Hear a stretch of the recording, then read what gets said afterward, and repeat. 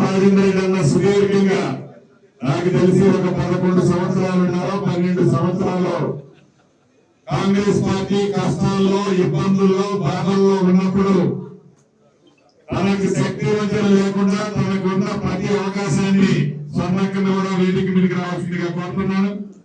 శక్తి వంచన లేకుండా పోరాటం చేసి పార్టీని బతికించే దాంట్లో ఆనాడు చాలా ప్రథమ పాత్ర పోషించారు మిత్రుడు రాజేంద్ర రెడ్డి అన్న.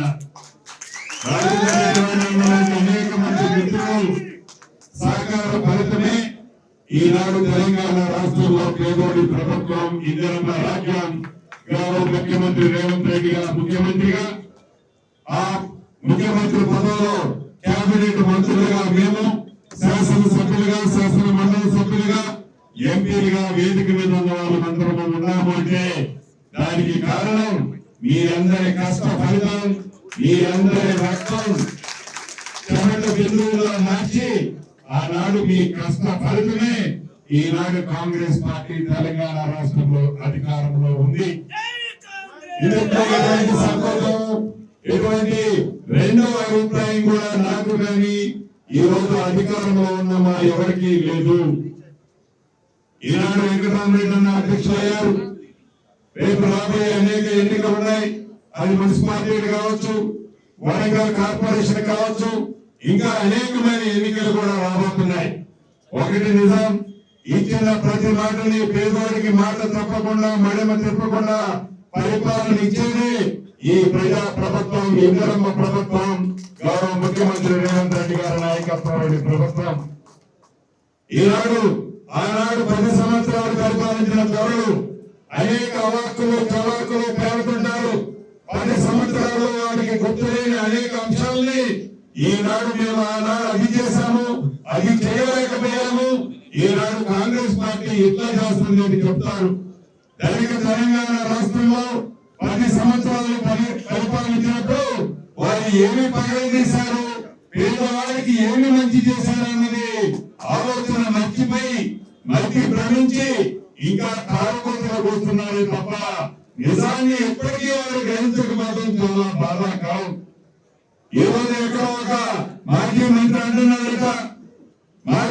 అంటున్నారట ఏదైతే రాబోయే మున్సిపల్ ఎన్నికలు సెమీఫైనల్స్ అవి మనకి రెఫరెండం అని చెప్తున్నారట. అయ్యా జూబ్లీహిల్స్ అసెంబ్లీ బై ఎన్నికలు ఇదే మాట గొంతు తెచ్చుకొని వాగ్దానం జరిగిన అనేక కారుకుంటూ ఆనాడు కోసం గోవర్ గుయ్యం అనేటట్టు జూబ్లీహిల్స్ ప్రజలు తీర్పించారు. 1 ఓటు 100 ఓటు 1000 ఓటు 10,000 ఓటు కాదు 25,000 ఓట్లతో ఇందిరమ్మ ప్రభుత్వ అభ్యర్థిని గెలిపించారు.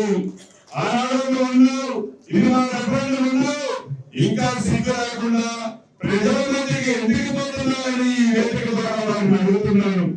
ఒకసారి రెఫరెండం ఉన్నావు, మర్చిపోయాలనుకుంటున్నావు జనం. మళ్ళీ రేపు గ్రామ పంచాయతీలో ఉన్నావు, గ్రామ పంచాయతీలో కూడా 67 నుంచి 70% వరకు కాంగ్రెస్ పార్టీ బలపరిచిన అభ్యర్థుల్ని రాష్ట్ర వ్యాప్తంగా గెలిపించారు. రెండోసారి మళ్ళీ మూడోసారి కూడా రేపు కార్పొరేషన్ ఎన్నికలు, మున్సిపాలిటీ ఎన్నికలు వస్తుంది. అది మాకు రెఫరెండము సెమీఫైనల్స్ అంటున్నావు. దాంట్లో కూడా 7 గంటలలోపు ఉండదని ఈ పార్టీని తెలంగాణ రాష్ట్రంలో ఉన్న మున్సిపాలిటీలు, కార్పొరేషన్లు ఉన్న ప్రజలు వందలు పెట్టడానికి సిద్ధంగా ఉన్నారు. ఈ పార్టీని మొరగడమే లేదు. ప్రజలకు నువ్వు పరిపాలన ఏమిస్తావో ఏమో నాకు తెలియదు, కానీ ముందు నీ ఇల్లు చక్క పెట్టుకోలేనా? నీ ఇల్లు చక్క పెట్టుకో. నీ కుటుంబ సభ్యులే నీ మీద ఏ రకమైన ఆరోపణలు చేస్తున్నారు, అసెంబ్లీ సాక్షిగా చేసిన ఆరోపణలకు ముందు నువ్వు సరిదిద్దుకో. ఎప్పటికైనా జ్ఞానం తెచ్చుకొని దాచుకున్నదాన్ని కాపాడుకుంటూ ముక్కు మేరకు రాసి తెలంగాణ ప్రజలకు క్షమాపణ కోరాల్సిన నువ్వు మళ్ళీ అధికారంలోకి వస్తా, గద్ద ఎక్కుతా అని ప్రకటనలు కనడం మానుకోమని ఈ వేదిక ద్వారా ఆ మాజీ మంత్రికి కూడా తెలియజేస్తున్నాను. తెలంగాణ రాష్ట్రంలో రాబోయే 3 సంవత్సరాలే కాదు, సంవత్సరాలు కూడా తెలంగాణ రాష్ట్రంలో ఇంద్రమ్మ ప్రభుత్వం ప్రజా ప్రభుత్వం కాబట్టి కార్యకర్తలైన మీరు ఏవైతే మీకు రావాల్సిన పదవులు ఒక్కరోజు వెనక ముందు కావచ్చు, తప్పకుండా ఎవరైతే కష్టపడ్డారో కష్టపడ్డ ప్రతి కార్యకర్తని ఈ పార్టీ హక్కులు చేర్చుకుంటారని కూడా ఈ వేదిక ద్వారా మీ అందరికీ తెలుసు.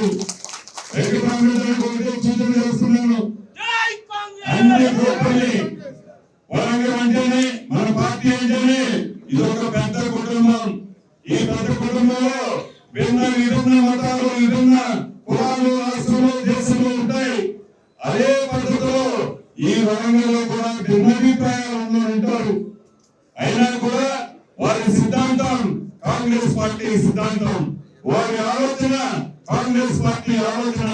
కాబట్టి ఇంటికి పెద్దలుగా పెద్ద దిక్కుగా ప్రతి వర్గాన్ని ప్రతి మిత్రుడిని హక్కులు చేర్చుకుని కాపాడుకోవాలని మనస్ఫూర్తిగా వెంకటరామరెడ్డి కూడా నేను అభ్యర్థిస్తూ చివరిగా మీ అందరికీ నూతన సంవత్సర శుభాకాంక్షలు, అడ్వాన్స్ గా సంక్రాంతి శుభాకాంక్షలు కూడా తెలియజేసుకుంటూ భగవంతుడు మీ అందరినీ